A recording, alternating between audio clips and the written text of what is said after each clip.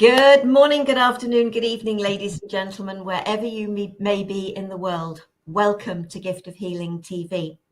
I'm Sara Jane, and I am delighted to welcome to the program this evening for me. I think it's morning, or is it just about afternoon for you? Afternoon, yeah. Afternoon for you.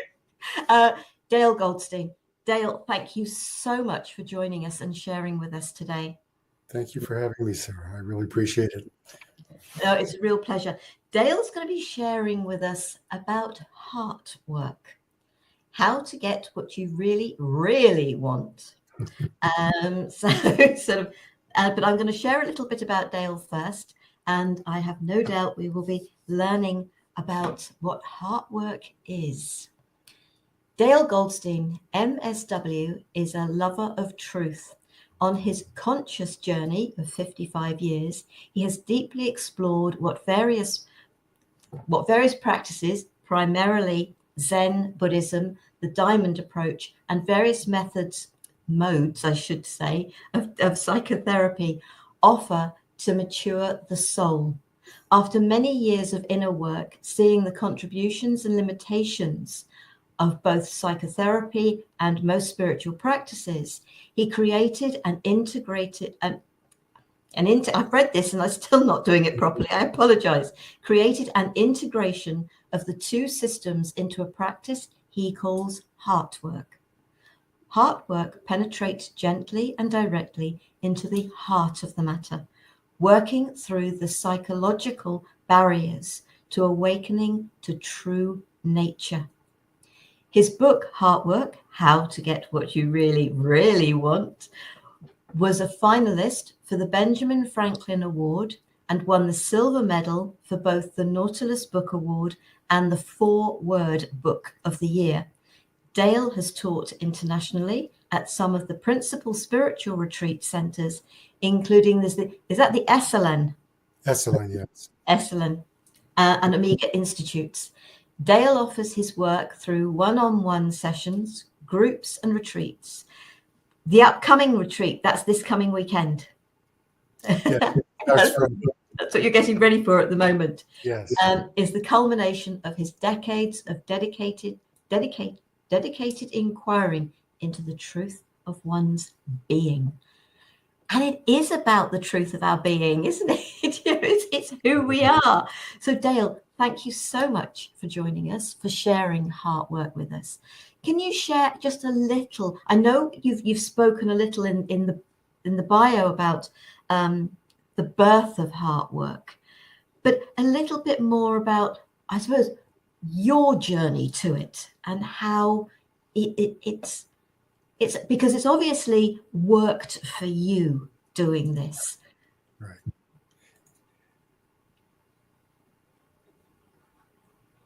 You know, how far back does one go?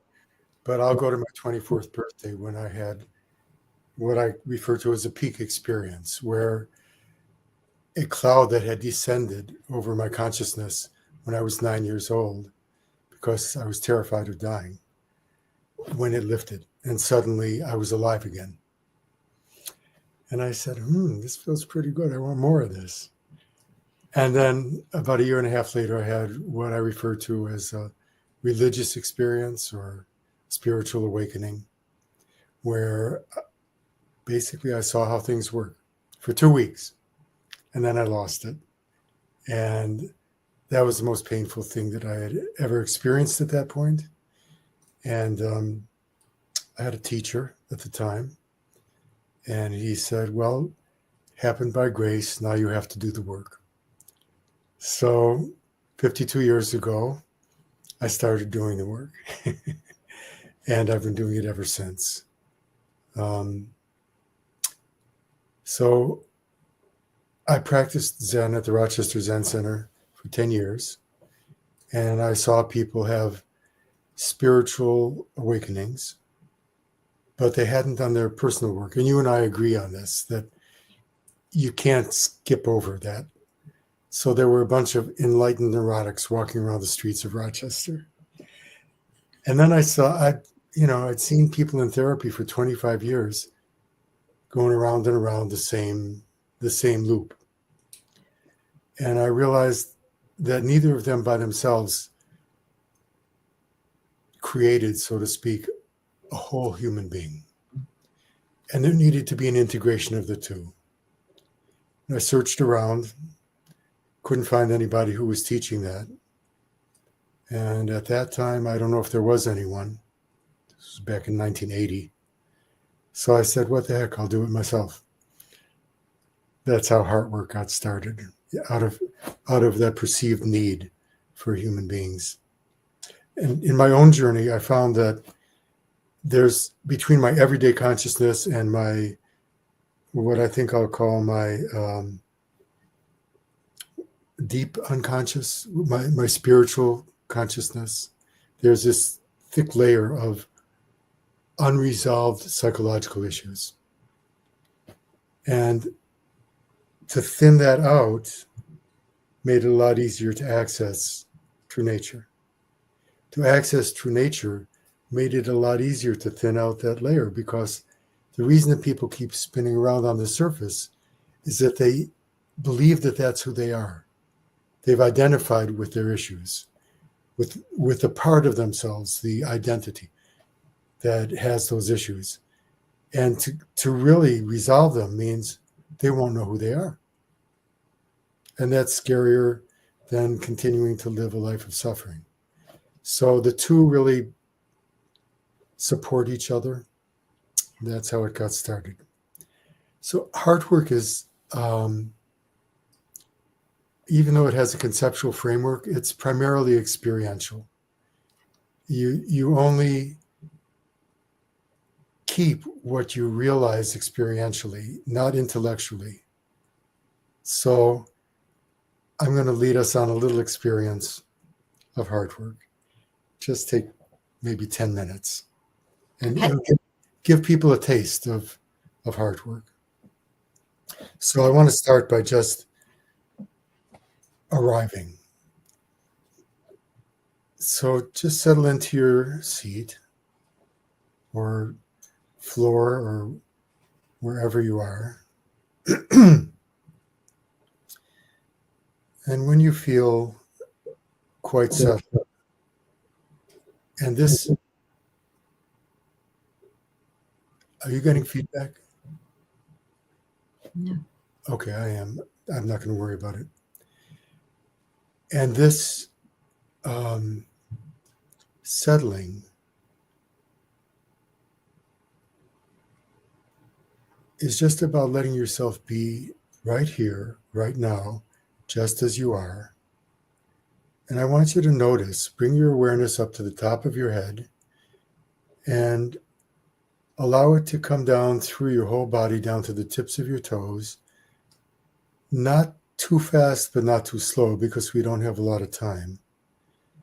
But just noticing what's happening in your body. Don't try to relax. Don't try to do anything except become aware of what's happening in your body.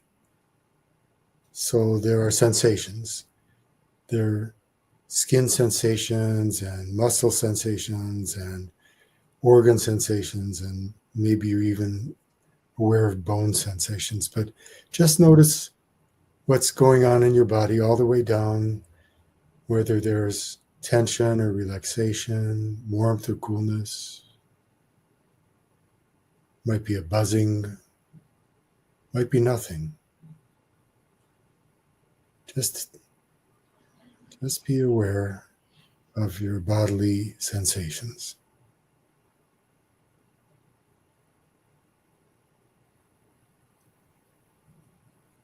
Your body is always present. Your mind is usually in the future or the past. But the body, the breath, if you want to get present, focus on one of them.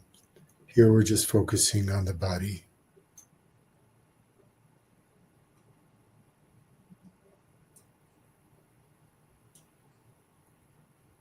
Notice how you're affected by bringing your attention to your bodily sensations. Notice how your body-mind, notice I said body-mind, one thing is affected.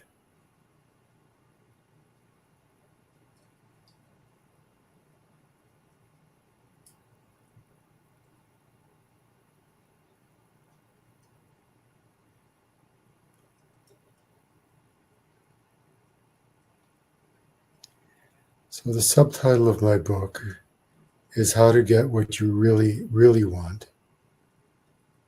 And in the beginning of the book, near the beginning, I invite people to respond to a series of questions, which I'm going to invite you to do. If you want to write down your answers, that's fine. If you want to just answer them in your head, that's fine. But this is going to be reasonably quick. I mean, some people spend a whole weekend on these questions, but first question is, what do you want? Let yourself know, what do you want?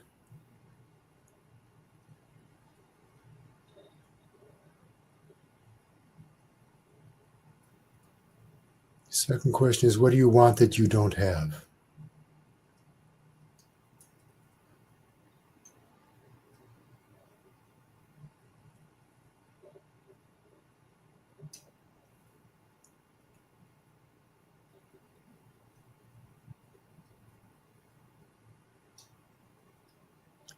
What do you have that you don't want?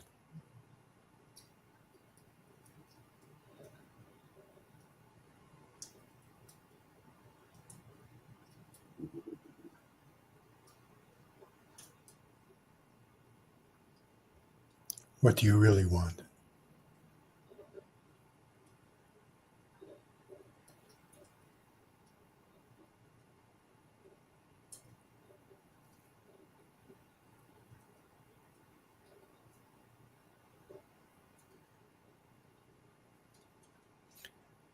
Then you turn the page and you probably get shocked by the next page, which says, if you want to know what you really want, look at what you have.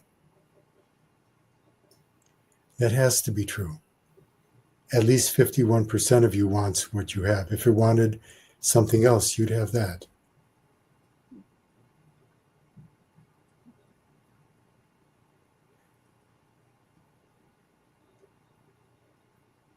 So then the question becomes, why do you want that?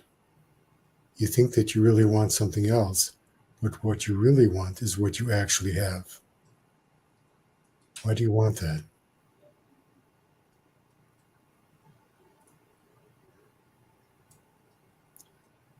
That's an exploration that takes years, but whatever you come up with is good for now. Then the next question is, what do you really, really want? More than anything in the world, even if you don't believe you can have it, what do you really, really want? What's your deepest heart's desire?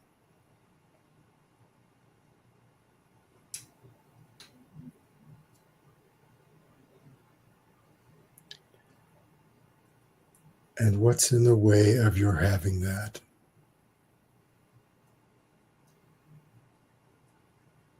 You could even ask, what's in the way of my having that right now in this moment? What's in the way of my having what I really, really want? And the final question is, what do I need to do to get what I really, really want? And that's what Heartwork is all about. Working through the internal barriers that prevent you from having what you really, really want.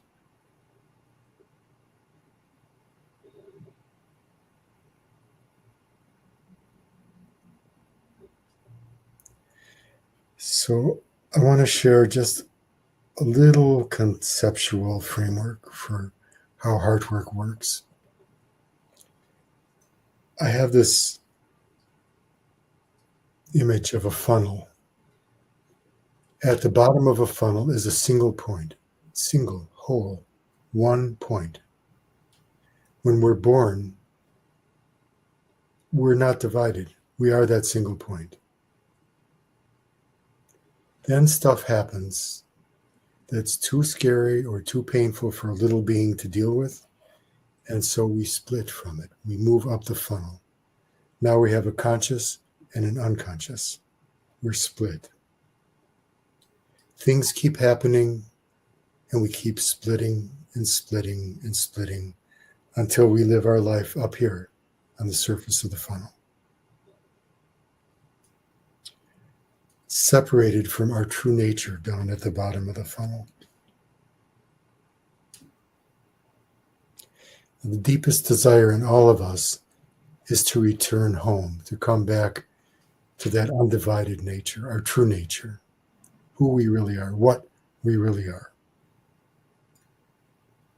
So the unconscious, in its brilliance, really, creates up here on the surface of the funnel where we live circumstances, situations, suffering, pain that mirrors where we split from ourselves down the funnel. What we're taught and our natural propensity is to avoid pain. Seek pleasure, avoid pain. That's human condition. Well, as long as we avoid pain, we're going to keep creating it until it becomes intolerable and we start facing it. Once we turn inward and begin to work with the pain, we begin to descend the funnel. And if you follow that journey all the way, you'll come back home to yourself. Somebody, last time I did a webinar, asked me for an example of a Heartwork experience. And I thought about that for today. And I thought the best experience I could come up with was the one that is at the beginning of my book. Little salesman. No. It's called The Descent. And it's written by a woman who came to my very first Heartwork retreat back in 1980. Life's spectator no longer could I be, and so myself did plunge through fear's dark sea. Often people ask me what Heartwork is all about. I say, I teach people how to move through fear. Through fear's dark sea, falling, drowning in despairing tears, ocean inhaling, sinking to unknown depths. Imploding, anguished cries, I disappear into darkness and am lost. Then struggles cease. Too tired to fight, my being starts to yield, begins to pulse in rhythmic union with all that once seemed foe, feeling with each heartbeat, feared enemy becoming friend. Then waves embrace and cradle, like loving arms enfolding, as they lift their host up slowly in gentle, reverent hands, upward through shining rainbow hues, until in one bright, blinding flash, I breathe the sun and hear earth sing as I begin to dance. That's Heartwork in poetry. Beautiful, really beautiful. And thank you for sharing that. Thank you. Because, yeah, the way you sort of talk about the funnel, for me, I've always thought we were born perfect. That's right. Regardless of whether you were born with a scar or a missing limb or whatever, we were born perfect for this life. And it is everything that happens after that that creates that. And I absolutely get that split, because I wasn't even one. I spent my first birthday in hospital. And as we were talking sort of like 64 years ago, parents weren't allowed to stay with their children. Right. And that was 3 months in hospital. And I saw them for an hour once a week. They now know the emotional and psychological damage that does to children. Yeah. But the system didn't know it at the time. As an adult, this is where I think psychotherapy comes in, isn't it? It's helping the adult to come to an understanding, because I think that's really important, It's not to condone what happens, it's to understand. And then we can support that younger self. So, there are levels of understanding, right? So there's an intellectual understanding. And I love to give this example of what I would consider to be true understanding, capital T. I had a friend, died a couple of years ago, very brilliant man, a graduate school psychology professor. This is his brilliance. He wrote a 700 some odd page book about the way the universe works. So he was in a 17-year relationship with a woman who he thought was his soulmate.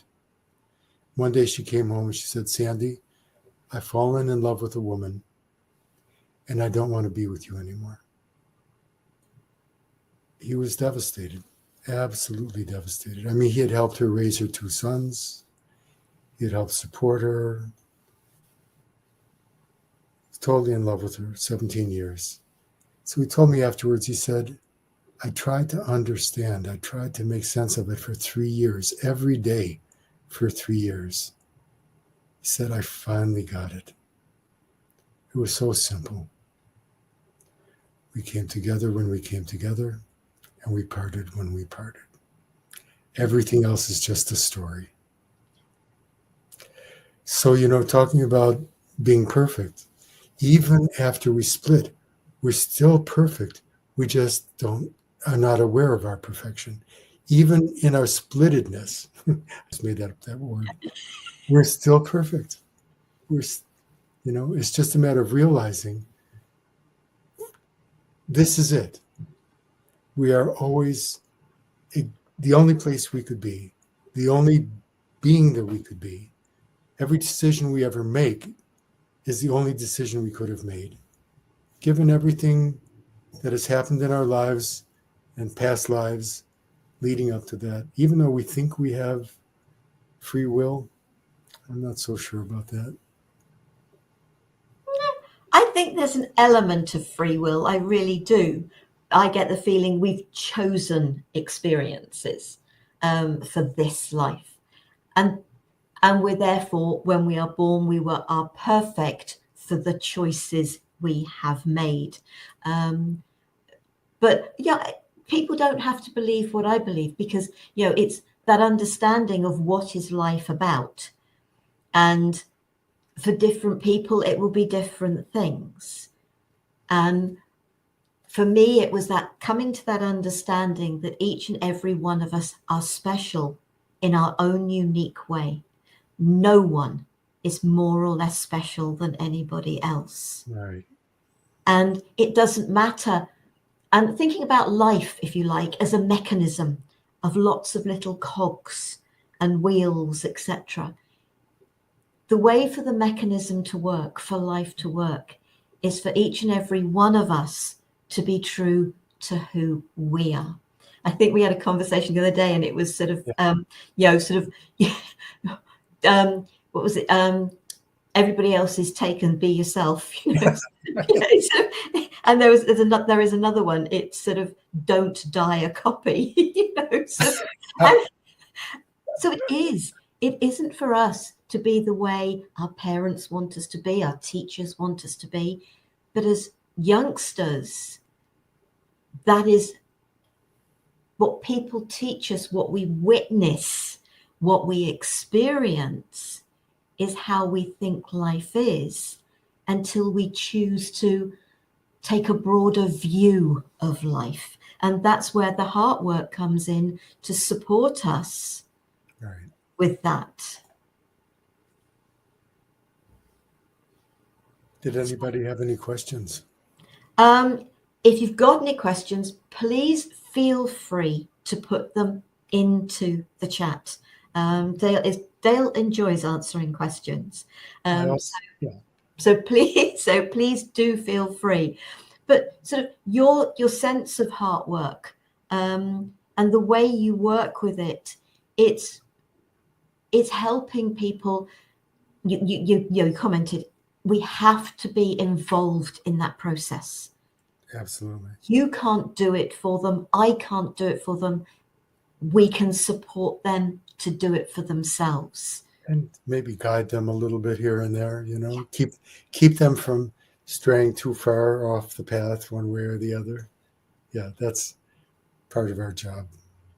Oh, absolutely. So I don't know how much sort of you like to talk about the actual process that you go through with Heartwork, because everybody's being very quiet. They're obviously listening to what's being Okay. said. So it's up to me to try and ask the right questions. But sort of share, if you like, some of the process of what a session might be about that you're comfortable with sharing. Sure. Well, people come to Heartwork as they do therapy because they don't have what they really, really want. Something's not working in their life. They're suffering. And, I say Heartwork is a very direct path. I do believe it's the most direct path that I have found. If I found something more direct, I'd be doing that instead. But I'll ask the person, this is quote unquote classical Heartwork. So a person will come in, have them lie down, have them settle in, get as relaxed as they can, and then to tell me again, because usually they've already told me once, what their issue is. And this time, as they share it with me, and I say as clearly and concisely as possible, right? I don't want your life story right now. I just want to know what it is that you're here for, what you really, really want. And I invite them to feel in their body where they're affected by this issue. So they do. And I say, what's it like there? And they tell me. And we just go exploring layer by layer, deeper and deeper into the body where that issue lives. And there are layers, and usually the layers are divided by some level of fear. They have to go through fear to get all the way into the center of the issue. So they're descending the funnel. The center of the center is the bottom of the funnel. And when they get there, there's no issue. There's the peace that passeth understanding. There's a simple joy. There's love, unconditional love. All the things that we attribute to God are right there in the depths of their being. And from that place, they can look back up the funnel and see how they created the issue out of nothing, out of that silence, that peace that passeth understanding. They created this issue. I have this riddle that my first teacher gave to me. Nobody's been able to answer it to date. But if you can answer it, it'll solve all your problems. The riddle is this. There's a duck in a bottle. There's one opening to the bottle, and it's the neck. The bottle is made of glass. The duck's a full adult duck. Can't get through that funnel, that opening. How do you get the duck out without hurting the duck, without hurting the bottle? How do you get the duck out? So you have to think outside the bottle for this one. And I know the answer because you shared it with me the other day. Okay. So should we give it away, or should we let people suffer with it? No, you can give it away so they're not suffering. Because if the answer to that supports people to really start thinking outside the box with everything else, that's the important thing. Great. So what I say to people is there's one question, seems to me to be the most obvious question. If you ask me, you'll get the answer. Question is, how did the duck get in the bottle? The answer is, I said, there's a duck in a bottle. How do you get the duck out? The duck is out. And that's the same with our problems. We create them. We put the duck in the bottle, right? Realizing that we've created them, and then eventually seeing how we created them. You could say why we created them, what the mechanism was of our creating them. Then the duck is out. Okay, next. but that's brilliant, isn't it? It's about for all of us finding a way to support ourselves, and practically everybody requires some support to do that, because until with you, and I'd say with me, it's been our own journey that has brought about the work that we do, the people that we support. And I'd say we both do a similar type of thing, we just do it very differently. Right, comes from the same place. Yeah, it comes from helping people to, for me, I refer to it as, supporting people to reconnect with their inner child and heal the hurt, the pain, and the trauma. And yes, hurt, pain, and trauma creates fear. There's a fear in you that it's going to happen again. And we then create those self-fulfilling prophecies, because if it's happened once and it's actually happened a second time in a slightly different format. So for myself, I had the situation where I felt like I'd been totally rejected by my parents. I hadn't, but that's not how it was perceived by this little baby girl. At 18 months old, I had a baby sister who died when she was 9 weeks old. So by the time I was 18 months old, I felt I'd been rejected by my parents and by my sister. And therefore I am just going to spend the rest of my life being rejected. Yeah.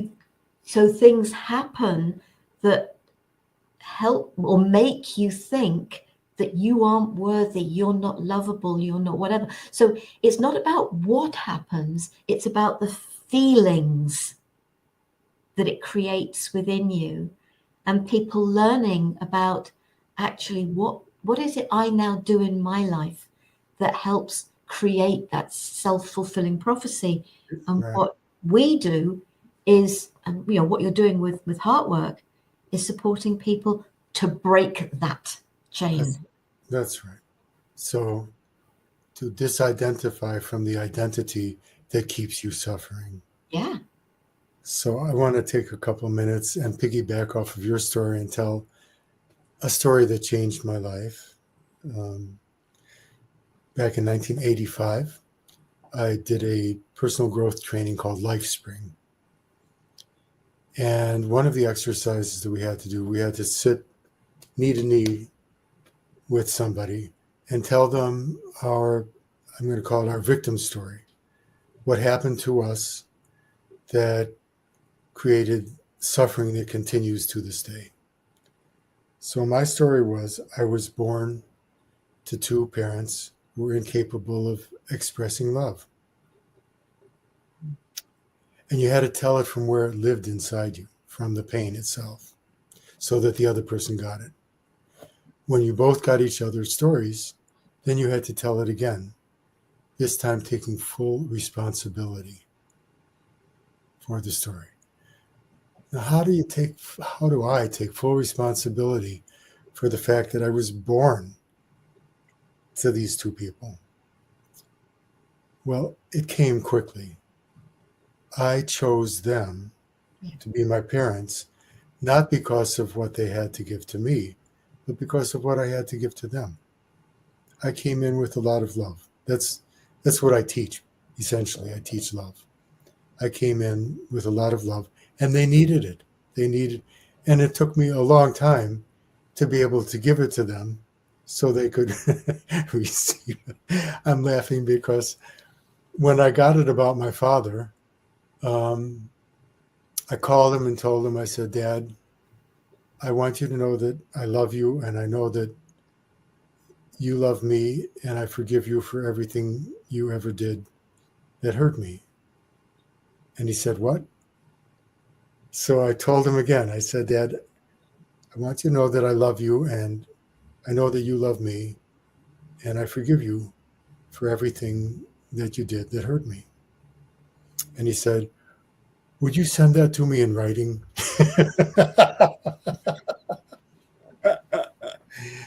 But anyway, so I got that, and it made a big difference in my life. But then years later, I got that no, I chose them for what they had to give to me, which was the pain of not feeling loved by my parents, because that pain cracked open my heart and allowed the love that was in there to flow out. And the ultimate truth is, I was born to them. They were my parents. Yeah. Period. Yes, absolutely. And sort of for me, we choose an experience and other souls choose to actually give us that experience. So you chose them and they chose to give you that experience. Right. And it sounds strange, but they choose to give you that experience from unconditional love. So their love for you was so great, they chose to give you that experience. Obviously, it was many years later, once I started this journey, my sister Gillian, the sister that died at 9 weeks old, is one of my spirit guides. And what came to me was, she's a spirit guide that chose to come and meet me in person. So in the physical. She was never going to stay. But the gift she gave me was to be a part of that feeling rejected. But then I realized many years later, when I realized, because I changed my name, realized that the only person who'd ever truly rejected me was me. And are we ever really rejected by others? Or is it more a matter of people saying, I'm going to be true to me? And sadly, that means that I'm letting you go. So do you never feel that you're being judged by people? I think if people are judging me, it's about what's going on in their life. Certainly, but isn't that a rejection of you? I don't these days. No, I don't see that, because it's stuff that's going on in their lives. And I also totally accept that there will be those people who absolutely think she's brilliant. And there are going to be those people who just can't, for whatever reason, resonate with me, my energies. That's a nice way of putting it.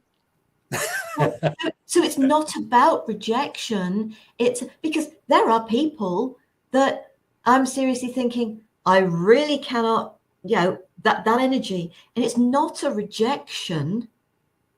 That's just not an energy for me. It's a matter of perspective then. Yeah. And I think isn't it about, we touch people's lives in whatever way that is. And for some, it is you're there for a long time. There's a saying that's going around. So if people come into your life for a moment, sort of for a day, for a week, for a month, for a year, but they come into your life for a purpose. Yeah. And some of them, it is to teach you to love yourself. Yeah. So we have a little different perspective here. Yeah. Good. People reject me. As the New Agers say, what you think of me is none of my business. So I'm not feeling rejected, but they are rejecting me. I don't care, right? I don't need them to love me, No. right? But they are rejecting me. I suppose it's a play on words, isn't it? And it's the words that people choose to use. From your perspective, you don't feel rejected. No. It's about them. But from their perspective, they're rejecting you. I mean, I tend to have compassion for people. They're missing out on this great human being, you know? Somebody once said a wonderful thing to me. He said, Dale, it doesn't matter what you do. Half the people are going to love you and half the people are going to hate you. Yeah. So I have one other thing to say. I have this theory about why octogenarians are eccentric. I figure when you hit 80, it's pretty hard to deny your mortality anymore. And you kind of get it. If I'm going to be myself, I better do it now. And we call that eccentric. And I decided a while ago not to wait until I was 80. Me too. Oh, I can't be doing with that anymore. I spent too long sort of in sort of that mode of people pleaser and sort of whatever and not living my life. Now I live my life.